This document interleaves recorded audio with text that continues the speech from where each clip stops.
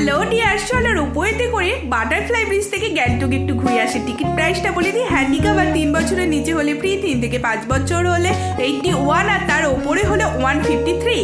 তো আমরা তিনজনে মিলে বেরিয়েছিলাম, আমি, দিদিভাই, জামাইবাবু, সন্দীপন গিয়েছিলাম অফিস। আর লাকিলি যেই দিন আমরা বেরিয়েছিলাম ওয়েদারটা ছিল দারুণ ভালো, রোদ ঝলমলে ঝকমকে আকাশ, একদম ওপর থেকে নিচের ভিউটা জাস্ট অসাধারণ লাগছিল। রোপওয়ের টাইমিংটা এবার বলে দিই তোমাদের, সকাল 9টা থেকে সন্ধ্যে 6:30 পর্যন্ত, বাটারফ্লাই ব্রিজ থেকে গ্যাংটক পর্যন্ত বোথ সাইড রাইড।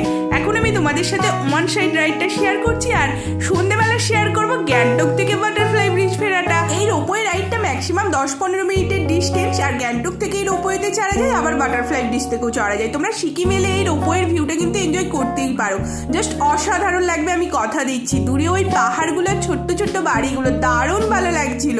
দু চোখ ভরে নেচার ভিউ দেখতে দেখতে ফাইনালি পৌঁছে গেছিলাম। আর গ্যাংটক থেকে বাটারফ্লাই ব্রিজ ফেরা সন্ধ্যেবেলা দেখা হচ্ছে।